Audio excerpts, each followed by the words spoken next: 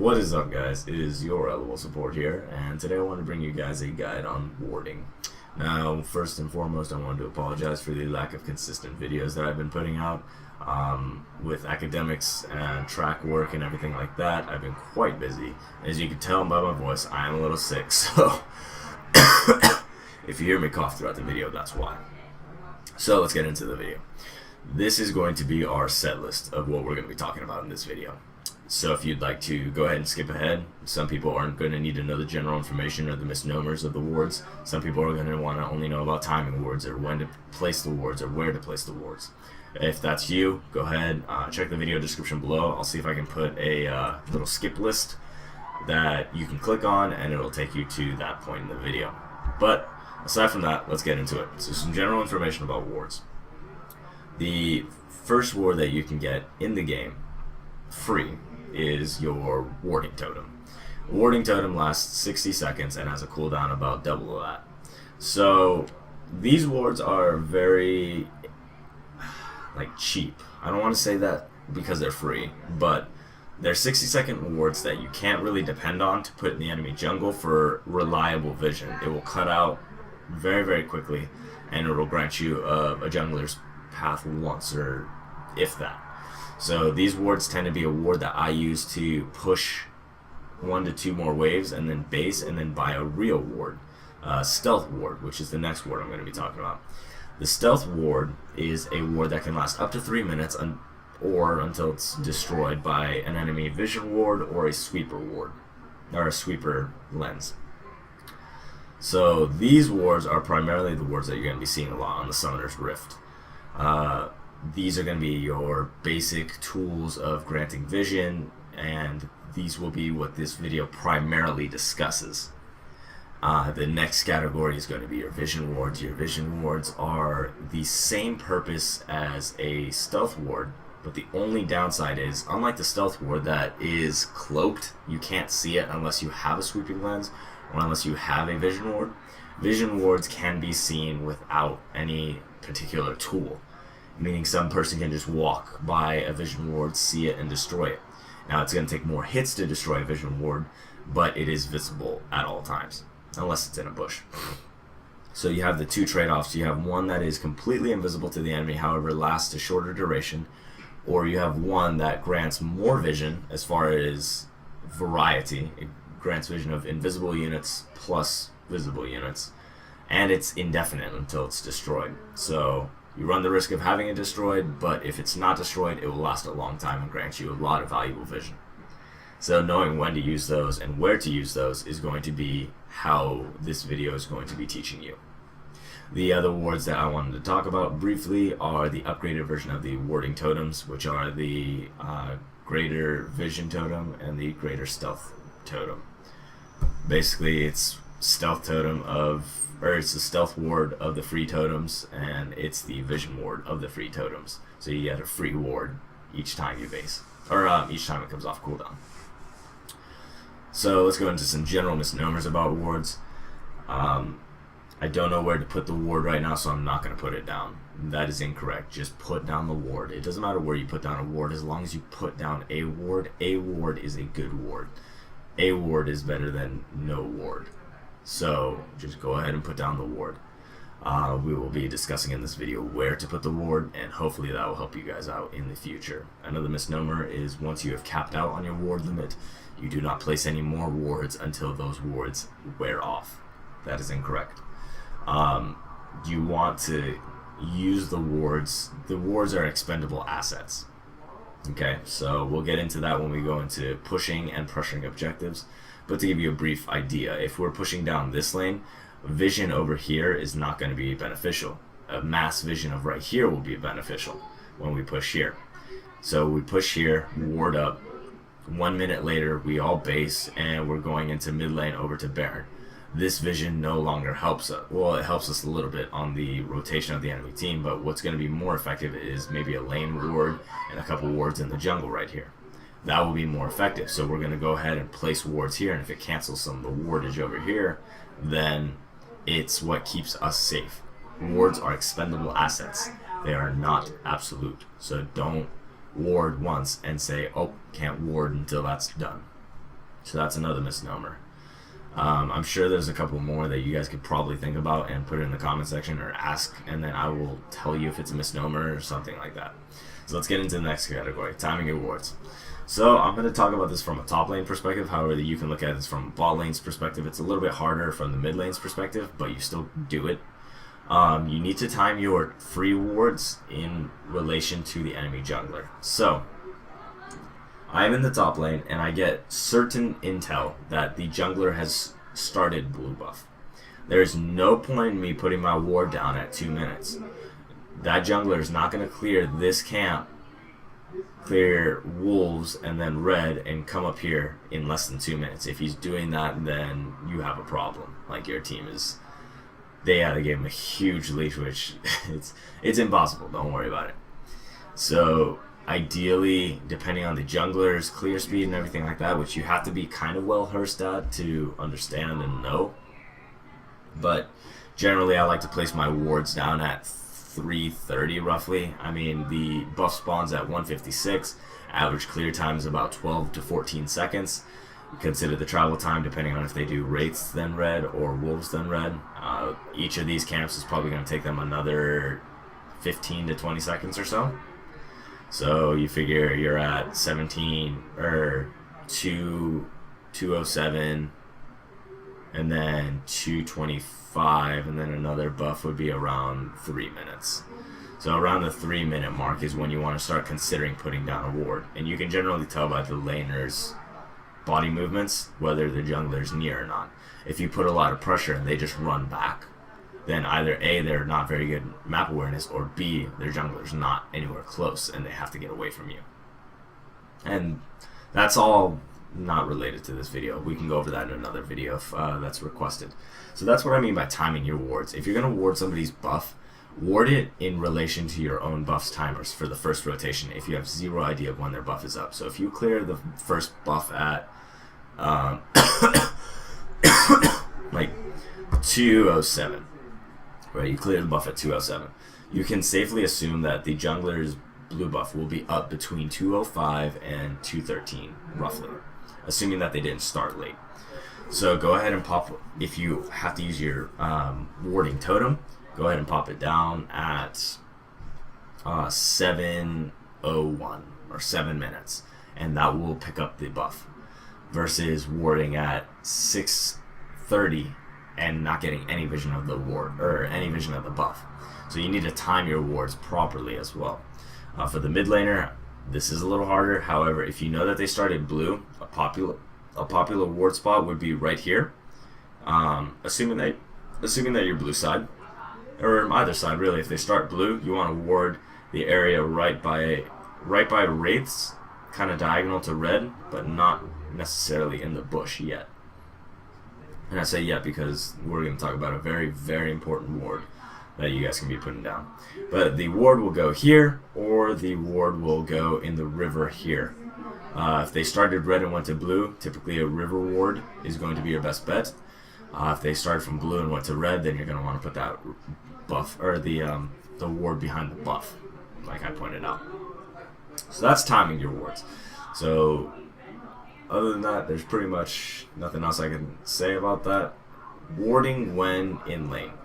Okay, so I'm going to describe this from the top lane because the top lane is the same exact as the bot lane. You just reverse it. So blue side top is purple side's bot, and blue side's bot is purple side's top as far as like the map orientation, because this map corresponds to this side of the map.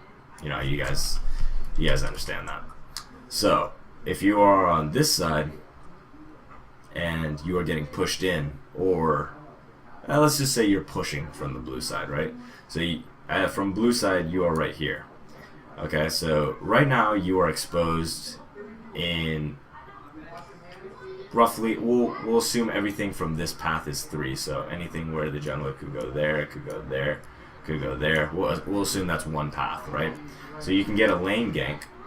You can get ganked from wraiths up through river, or you can get ganked from red all the way through here, or from red all the way through here, but we said that funneled into this category. So you essentially have 3 spots that you can get ganked from. Okay, so when you're in lane and you're right about here, you need to worry about these 3 spots. A very, very good ward, and I'm going to go ahead and say this now so I don't forget, is if you can put a pink ward in this brush right here, behind the red buff, just put it right there. Right there. What that does is this gives you vision of all of this, like that area. So if the jungler were to come through here and gank you, or come here and gank mid, or come back and gank top, you will be able to see all of his movements in the red side of the jungle. Basically, it neutralizes any sort of gank path, because every single gank path that he could take to gank you or to gank mid lane is going to be coming through that area, which you're going to pick up with your pink ward. So that is a very, very, very, very, very, very, very effective ward that you should all learn, because if you're putting wards there, I have been a jungler as Nunu sometimes, and I just went with a machete, 1 pink ward, and a couple health potions, and put the pink ward there, level 1. Like, I cleared my blue, put the ward down, went over to my red buff. And that ward lasts a long time, too. So, that's going to be probably your go-to if you're on top side here or bot side here. Same thing. So, let's take it from another perspective. So, say you're purple side, and you're pushing up to here. Okay? This is a lot safer. Purple side top is a lot safer to push in, and blue side bot is a lot safer to push in. The only reason being is, as long as you have, I don't want to say this is an absolute, because this isn't always going to be an absolute, but there's a brown stone right around here by the blue buff ramp. If you ward that, it'll grant you a little bit of a vision into the blue buff area, so you'll be able to pick up like a monster throwing an animation, but you won't be able to see the enemy jungler, but you'll be able to know that they're there. And it also gives you adequate vision of the river right here too. So you're going to be able to see ganks coming from here, you're going to be able to see a gank coming from here. If they wrap around blue like that and come in through lane, you'll be able to see that as well. The only downside to pushing like this in purple is if the enemy jungler comes through here and wraps around river, or comes through here and wraps around here, then it's kind of unpredictable, because this ward will not pick up a tri-brush movement. So if you ward here, understand that your tri-brush could be at risk. And if they have a gap close to jump over the wall into the bush right here, that's another viable thing. However, they will be using their escape / catch-up ability to gain a sneak attack, so that will likely be down on the gank. But this ward you have to have good map awareness to maintain. If not, you can go ahead and ward this bush. I don't like warding this bush. Hang on a sec, let me fix that. Okay, I don't like warding this bush just for the simple fact that the vision it grants is up to like basically there, and it's usually too late. If you're around here, you'd have to go into the bush and then out through here, and by then it's a little bit late and you tend to take a little bit more damage, whereas if the ward's down here, you can definitely spot it a lot faster versus another ward. So that pretty much covers in lane. Let's go for mid lane. Like I said, a ward right here, or in this bush right here. Another good ward is the ward in this brush. A pink ward in this river brush. Another pink ward in this river brush will work well, but if you have the pink ward here, there's no need for this pink ward. You don't need that ward if you have this one. But another popular ward is if you can sneak a pink ward in here. This is another great spot to have a pink ward in the early game, because it covers the jungler transition from lane to wolves or lane down to blue buff.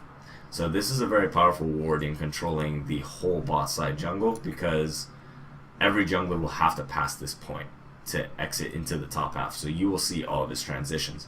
You will see when he is in bot side and when he is leaving bot side. You will be able to see all of that with that pink ward.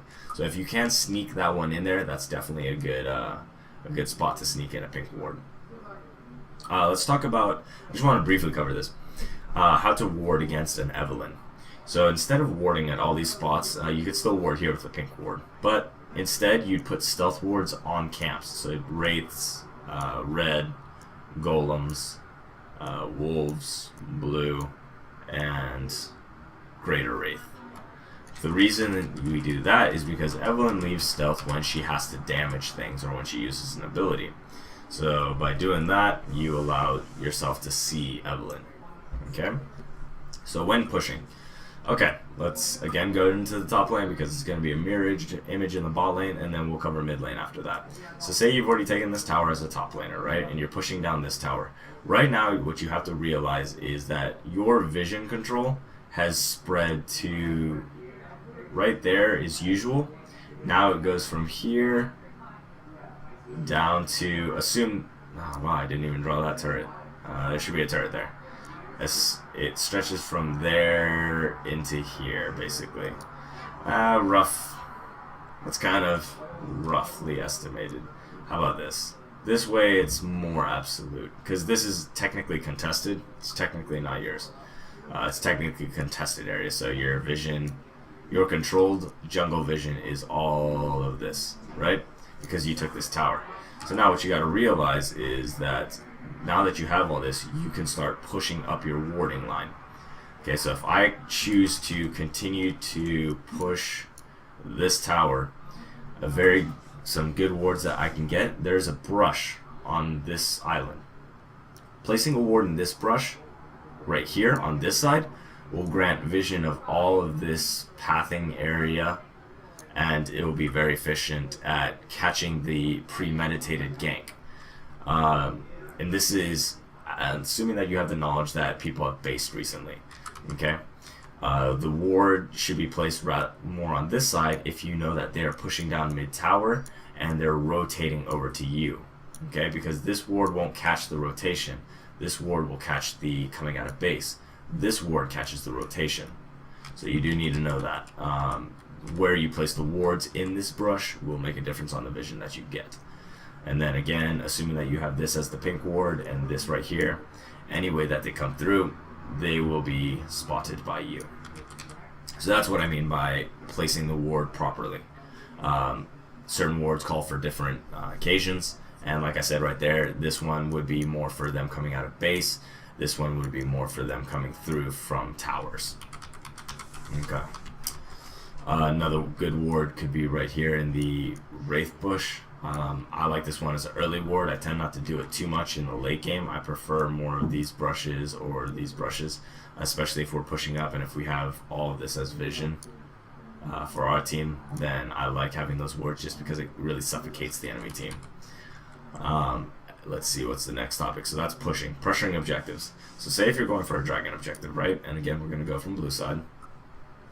So the wards that you want to have, you're going to want to cover every aspect from this this little triangle of the map. Okay, so if the enemy jungler comes from here, comes through a lane, and then comes around here, you want to be covered by that. You know, usually be covered by minions right here, right? Minions are usually there to cover that.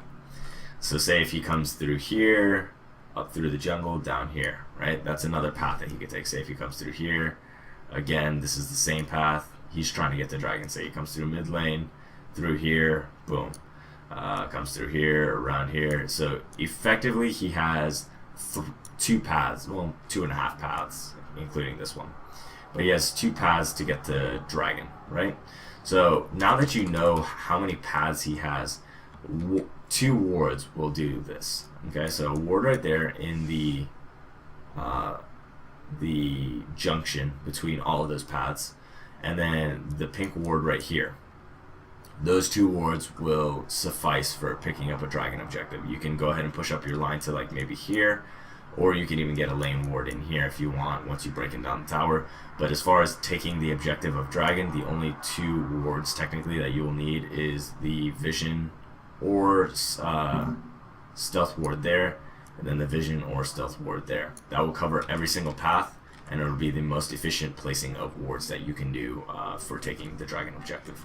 Let's go ahead and take a look over at the Baron objective. So say blue team is taking Baron. You need to, again, let's assess the paths. Assuming that the jungler's coming through here, he can go through that way. He can come up through here and go down.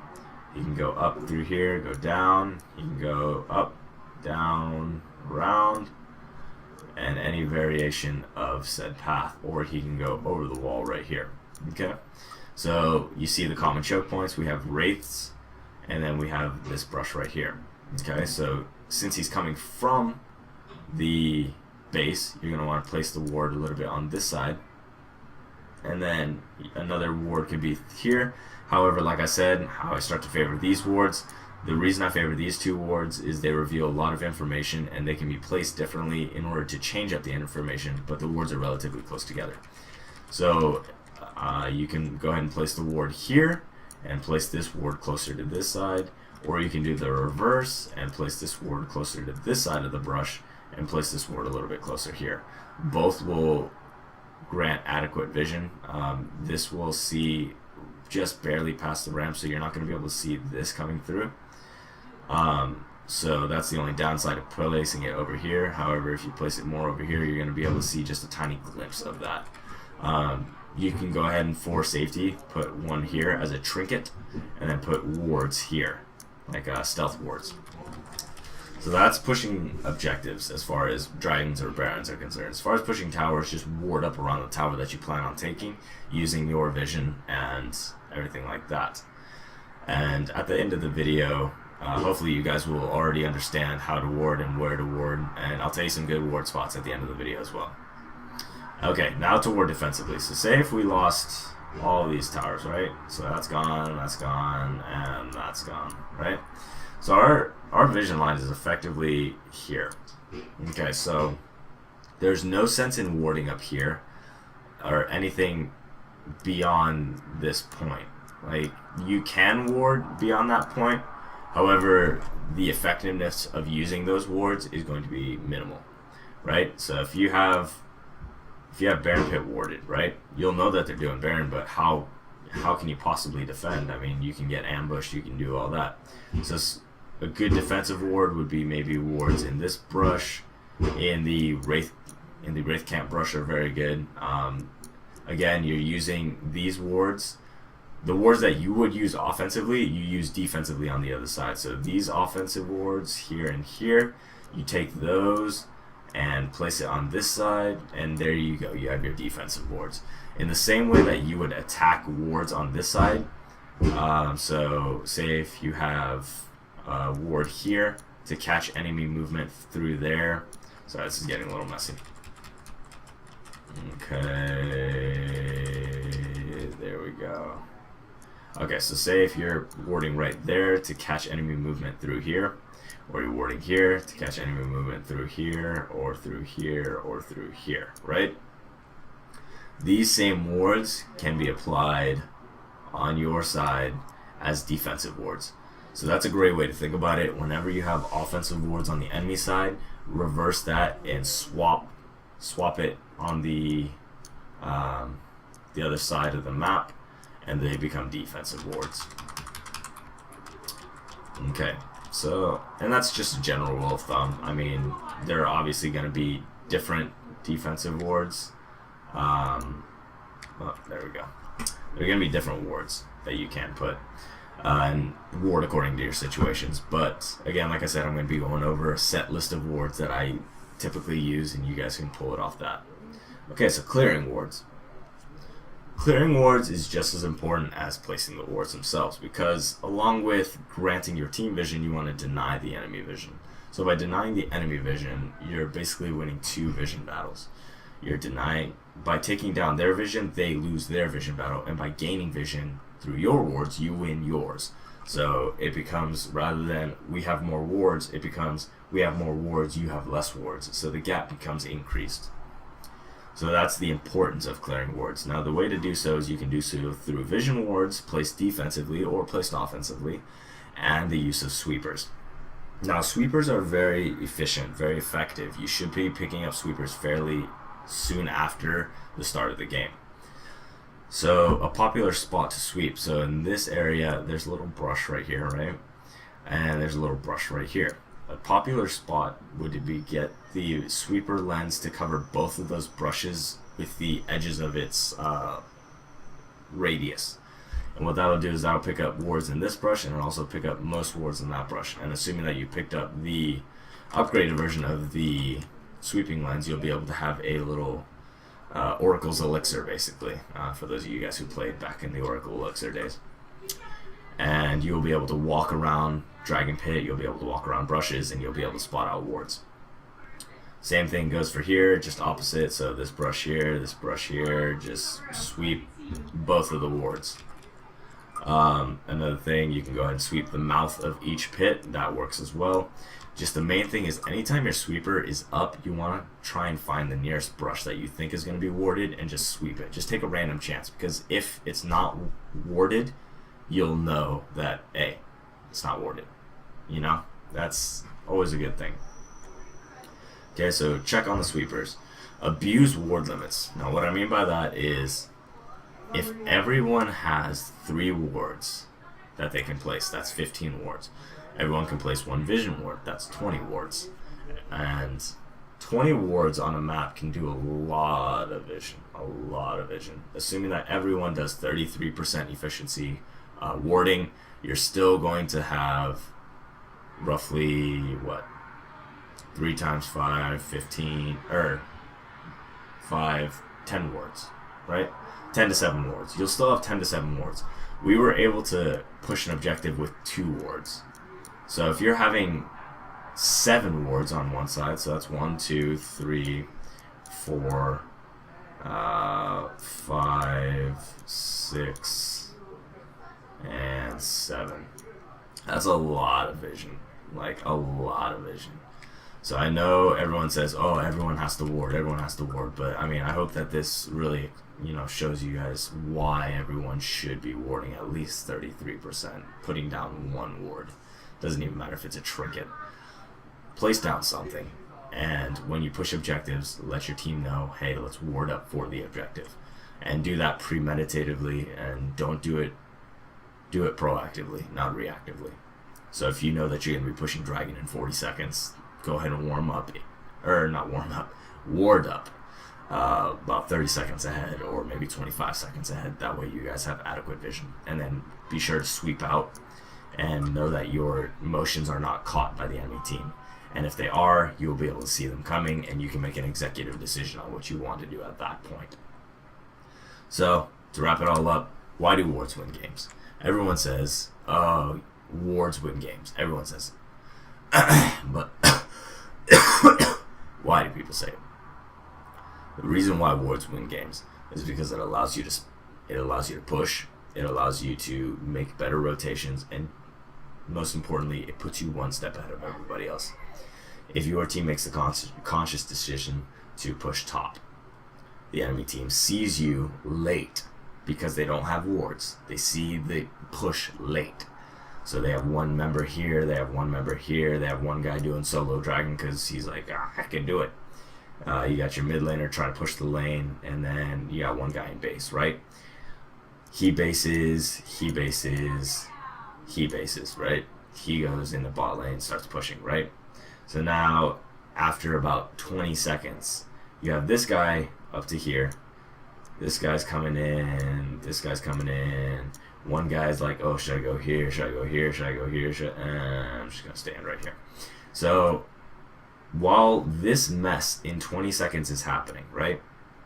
You take down 1 tower, you take down another, everyone bases, and now that they know everyone's going to be responding to this side, they go ahead and come in, take dragon, right? And then the same could be done in reverse, right? So say the enemy, or your team, has a superior vision game. You're pushing down bot tower, you're pushing down another bot tower, again, 1, 2, 3, and then 4, right?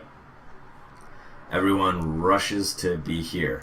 Your team, again, because you are 1 step ahead, everyone has based already, and everyone is already on their way to Baron Pit, and they're doing Baron.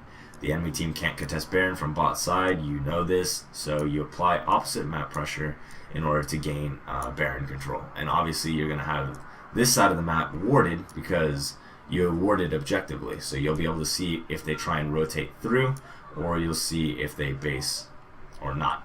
And because everyone's using 33% efficiency, you only use 2 wards here, right? So you use, like, say, what, 1 ward here and 1 ward here, right? Just general vision. push down these 2 towers safely. You still have another 3 wards to use. Go ahead and pop a ward here, and go ahead and pop a ward in this brush like I told you. All paths are covered towards Baron buff, and you guys secure yourself a Baron. It's all about how well you can put yourself ahead of the enemy team. That's what warding does. That's why warding wins games. You know, everyone who doesn't ward will always be a step behind. That's the only reason that, you know, high silver, maybe even low gold games last so long, is because everyone's just one step behind each other, and with each team going one step behind each other, that's why 50-minute games happen, when honestly it should be a 20-minute game with the lack of vision that they have. So that's me on a rant. Okay, before I conclude this video, let's go over some popular wards that I personally use. This is always a very important ward that I try and get down. Tri-brush wards are very good. I like those. Again, like I was talking about, the little brown stone right here. The brown stone is a very good ward. This brush, pink ward, is good. Another pink brush, or pink ward in this brush is good. And again, like I said, I'm only referring to offensive wards, but in order to make them defensive wards, you just take this side, apply it to this side, and it becomes your defensive ward. Okay? Another good ward is in this little intersection right here. I don't like placing it right here unless I'm trying to take the buff. The only reason is because this wall clouds my vision here, whereas this will grant me vision of all of that. So this ward is a little bit more efficient at seeing paths. This ward is more efficient at seeing buffs. Another good ward I like to place, obviously, this is going to be the brown rock, just on opposing sides. Right here is a good ward for seeing movement across the base. Right here is good for seeing movement up through the jungle and seeing which path they take. This ward is good for seeing player movement coming from base to stop tower. This ward is good for seeing player movement from mid or bot coming to top tower. And what other wards are there? Lane wards are always good once you take towers. If I take this tower, go ahead and pop a ward right here. Ward. Or you could place it a little bit deeper right here, but this will just see the enemies pushing and seeing how they push. You can see if they push one wave and back off, that wave is still going to be pushing. It just needs a little influence, and it'll push very, very hard. And by the time they get down to mid lane, they're like, oh, I'm hoping. You're already going to have that wave to their tower again. So lane wards are effective as well. So we're going to go ahead and leave those up. So we got lane ward. Lane ward. Trying to think about what other wards I typically use. I don't like putting wards in here just because it doesn't grant any vision. It's a terrible ward. But a ward is a ward. The second you take any inner ring of towers, go ahead and place a ward inside of the enemy base. This will be able to pick up player movements coming from base. So ward there, you can go as far to maybe even push it up here once you take inhibitors and really just completely see the player movement. But yeah, these are generally the wards I use. I don't typically use any ward outside of that. Obviously, sometimes I'll just put a ward down just to have it down because of the way I'm moving. Say if I'm running away and I need to see how they're running, see if they're trying to predict me, then obviously I'll put those wards down sporadically, but they're not going to be my consistent wards. These are my playlist of wards that I typically use. So guys, I really hope that you enjoyed this video. If you did, feel free to give it a little like, give it a little thumbs up. Comment down below if you have any problems, questions about this warding guide, or if you want to add any information that the community can see in the comment section. Feel free to do that. Share this video with your friends, guys. More wards, more vision that we get, the better games we're going to have, you know. So this can only help the community. So guys, I really hope that you enjoyed this video, and hope that you guys will stay tuned for next time. And without anything else to say on this topic, this has been your level of support, and I am out of here. I mean, if it's a good support, they typically want to like stay around here and like maybe dash from there and from here, dash between those two, so they can stay here but also keep this. The goal of an initiative